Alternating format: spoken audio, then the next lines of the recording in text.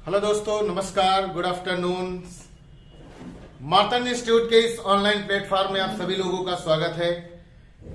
आज एक बहुत ही महत्वपूर्ण टॉपिक जो अक्सर चर्चा में रहता है, अभी जून में राष्ट्रपति का चुनाव संपन्न हुआ है और उसकी जो सुर्खियां हैं उनसे संबंधित एक टॉपिक, क्या प्रोसेस होता है राष्ट्रपति के चुनाव का, उससे संबंधित एक वीडियो लेकर के आए हैं। वीडियो स्टार्ट करने से पहले आप लोगों से एक छोटी सी गुजारिश है, वीडियो को लाइक कर दें, चैनल को सब्सक्राइब कर लें और ज्यादा से ज्यादा अपने दोस्तों को वीडियो को शेयर कर दें।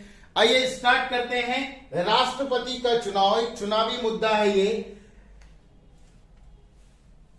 हम अभी जून महीने में राष्ट्रपति के चुनाव संपन्न हुए और अपने देश की 15वीं राष्ट्रपति को हमने द्रौपदी मुर्मू के रूप में पाया है। द्रौपदी मुर्मू देश की 15वीं राष्ट्रपति बनी है और इन्होंने यशवंत सिन्हा को हराकर राष्ट्रपति पद का चुनाव जो जीता है द्रौपदी मुर्मू ने। याद रखेंगे, मयूरभंज जिले से बिलोंग करती हैं। इसके पहले ये झारखंड की राज्यपाल भी रह चुकी हैं द्रौपदी मुर्मू और राष्ट्रपति के पद पर स्थापित होने वाली ये दूसरी महिला हैं। इसके पहले प्रतिभा देवी सिंह पाटिल राष्ट्रपति का पद सुशोभित कर चुकी हैं। याद रखना है, तो 15वीं राष्ट्रपति बनी है। राष्ट्रपति का चुनाव करवाता कौन है, अक्सर क्वेश्चन पेपर में आ जाता है। तो भारत का जो इलेक्शन कमीशन है, भारतीय चुनाव आयोग है, यह भारत के राष्ट्रपति का चुनाव संपन्न कराता है। याद रखेंगे, पूछ सकता है। इसके अलावा अगर आपसे पूछ ले कि राष्ट्रपति के निर्वाचक मंडल में कौन कौन होता है, अक्सर क्वेश्चन आता है।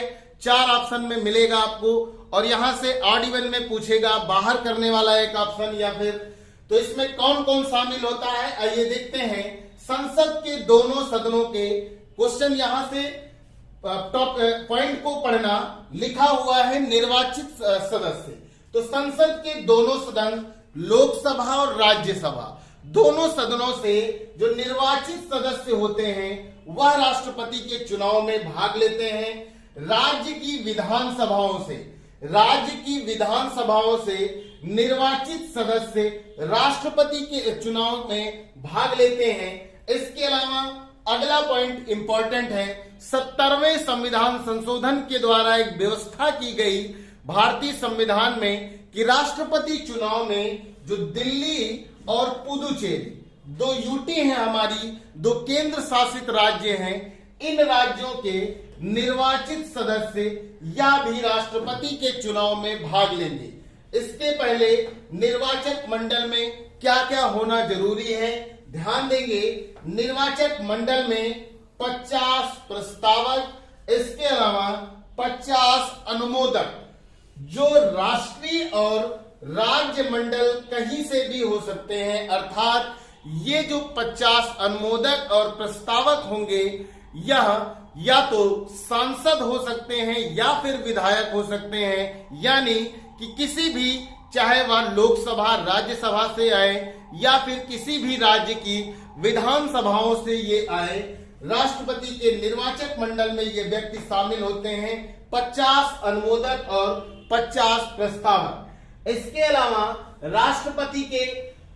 राष्ट्रपति का जो निर्वाचन होता है, कई बार क्वेश्चन पूछा गया है किस पद्धति के आधार पर होता है, तो आपको पढ़ना है एकल संक्रमणीय पद्धति। साफ साफ क्वेश्चन में लिखा मिल जाएगा आपको आंसर में। एकल संक्रमणीय पद्धति के अनुसार राष्ट्रपति का चुनाव होता है और वो प्रणाली होती है आनुपातिक मत प्रणाली।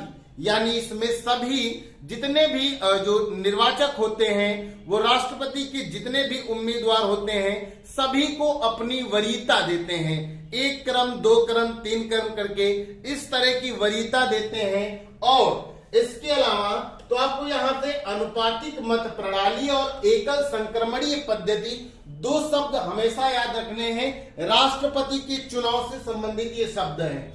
और किसी भी व्यक्ति को राष्ट्रपति बनने के लिए न्यूनतम कोटा जरूर प्राप्त करना होता है। न्यूनतम कोटा क्या होता है? दिए गए मतों की संख्या बटे निर्वाचित प्रत्याशी, जो प्रत्याशी है मैदान में, प्लस 1, या यूं कह ले इनमें जो निर्वाचित होते हैं उसमें 50% और 1, यानी 50% से 1 ज्यादा जो व्यक्ति ये न्यूनतम कोटा प्राप्त कर लेता है वो राष्ट्रपति के बनने योग्य हो जाता है। राष्ट्रपति की योग्यताएं भारतीय संविधान में दी गई हैं।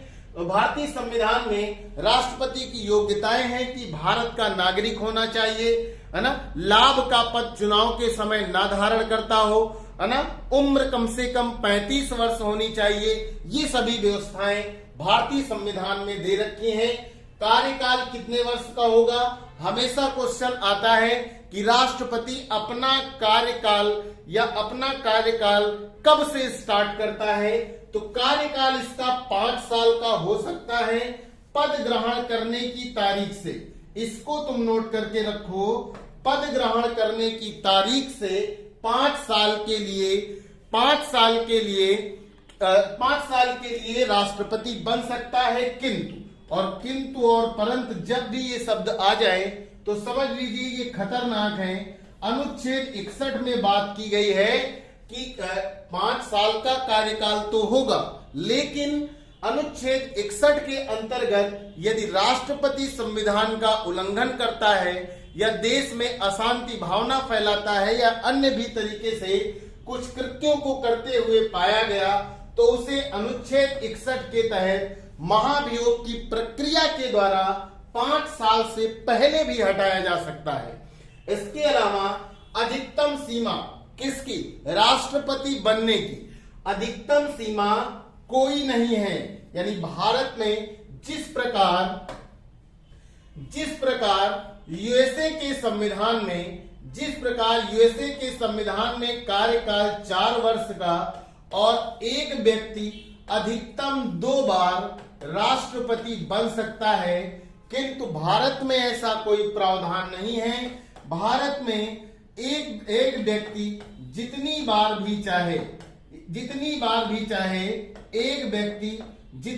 भी चाहे वह राष्ट्रपति बन सकता है। एक व्यक्ति जितनी बार भी चाहे चुनाव लड़ सकता है, राष्ट्रपति बन सकता है। इसके बारे में कोई बॉन्ड नहीं है। अगला है पद रिक्त होने की दशा में क्या होगा। यदि मान लीजिए किसी भी कारण से राष्ट्रपति का पद खाली हो गया, राष्ट्रपति की मृत्यु हो गई, तो फिर क्या होगा? तो फिर भारत का जो चुनाव आयोग होगा उसकी ये जिम्मेदारी होती है कि 6 माह के अंदर राष्ट्रपति का चुनाव पुनः करवा लेगा। ऐसा इलेक्शन कमीशन की जिम्मेदारी होती है।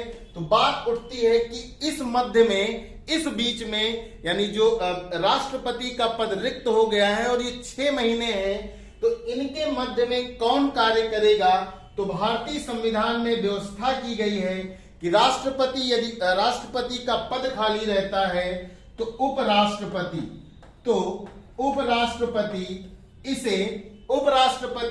राष्ट्रपति का पद ग्रहण करेगा, राष्ट्रपति के कृत्यों को वहन करेगा। अगर मान लीजिए किन्हीं कारणों से उपराष्ट्रपति का पद भी खाली होता है तो सर्वोच्च न्यायालय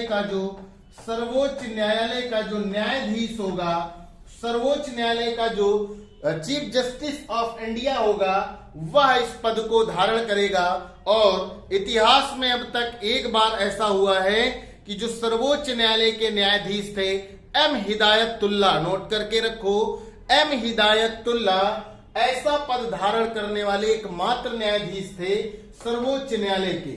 उस समय फखरुद्दीन, है ना, उनकी मृत्यु हो गई थी और वीवी गिरी को राष्ट्रपति का चुनाव लड़ना था। तो जो सर्वोच्च न्यायालय के राष्ट्रपति थे उस समय एम मोहम्मद हिदायतुल्ला, उन्होंने राष्ट्रपति का पद सुशोभित किया था। याद रखेंगे, ऐसे क्वेश्चन अक्सर पेपर में आते रहते हैं।